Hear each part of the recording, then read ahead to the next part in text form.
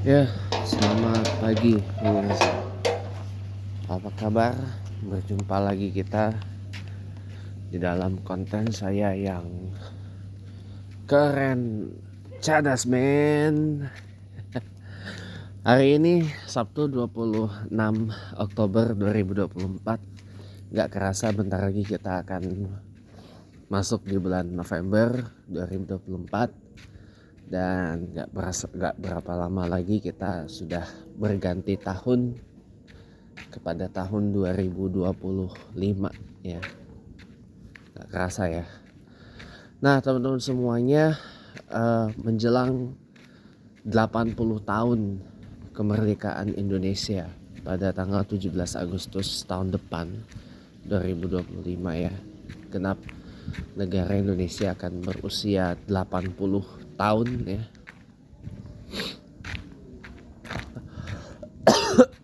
Ada satu hal yang mengagetkan saya gitu loh, bahwa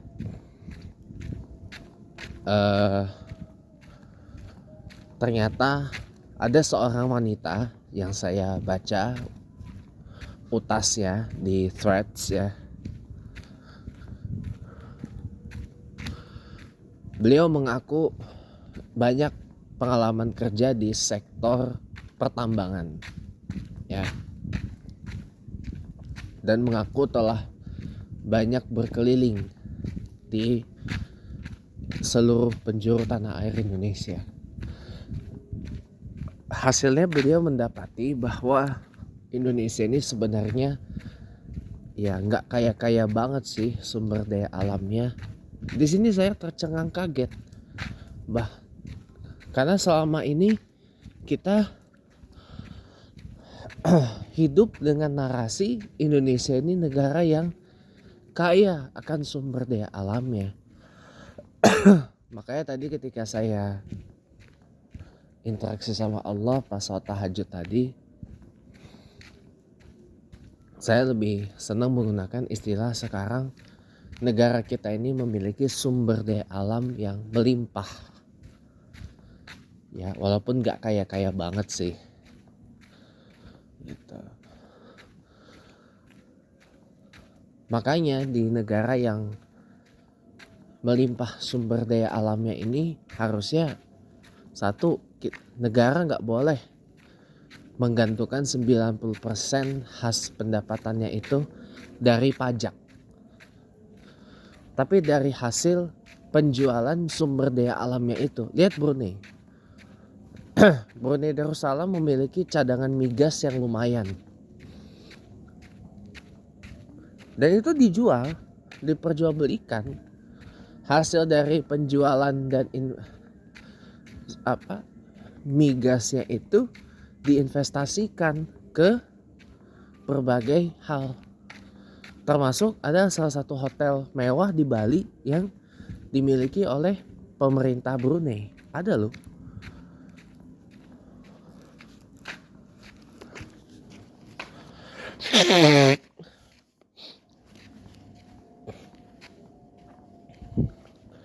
Jadi gitu loh. Jadi ada hitung-hitungannya, kita mau memperdagangkan sumber daya alam kita, karena kita ekspor, misalkan ekspor ke negara lain, tapi kita dapat feedbacknya masuk ke kas negara. Nah diinvestasiin lah lewat apa yang baru kemarin dibentuk itu, Indonesia Investment Authority, lembaga pengelola investasi, atau Inafund atau Indonesia Fund gitu. Kan lumayan daripada dianggurin gitu aja gitu loh. Ini pandangan saya loh, pandangan saya ya. Jadi kalau saya nilai ya, kalau saya boleh bilang ya, memang sudah sepantasnya begitu sih. Dan kalau Indonesia ini sumber daya alam yang melimpah ya, menurut saya nggak boleh tingkat kemiskinan di Indonesia ini tuh tinggi banget. Tingkat pengangguran di Indonesia tuh tinggi. Ya, banyak terutama di Jakarta saya temui para pengamen, para pengemis, para preman, manusia silver, manusia gerobak, orang-orang yang tinggal di kolong jembatan, bahkan orang yang tinggal di dalam pompa air PDAM. Dan oh ya, tingkat kemiskinan di Indonesia harusnya nggak tinggi dan nggak akut gitu loh.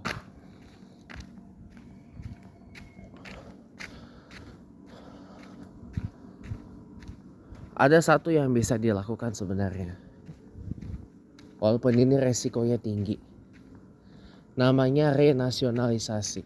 Jadi menasionalisasi kembali sumber daya alam Indonesia yang dikuasai lama oleh asing.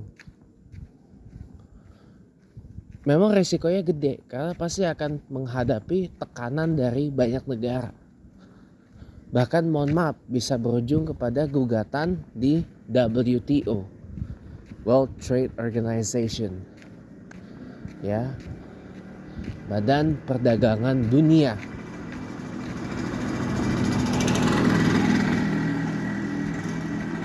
Ya.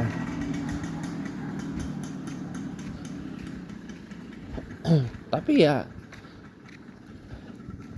seperti yang dikatakan Bapak Presiden Prabowo Subianto dalam pidato kenegaraannya, ya Indonesia ini harus menjadi bangsa dan negara yang pemberani. Walaupun renasionalisasi sumber daya alam itu resikonya lumayan besar, ya, tapi ya harus berani dilakukan karena memang berada di tanah air kita dan jelas-jelas diatur dalam Undang-Undang Dasar 45 bahwa segala yang ada di wilayah Indonesia, hasil buminya, sumber daya alamnya adalah milik Ibu Pertiwi tanah air kita Indonesia. Itu jelas loh menurut Undang-Undang Dasar. Jadi itu hal yang berdasar untuk dilakukan. Cuman ya itu tadi, ya terlalu besar resikonya dan memang harus diambil. Tapi at the end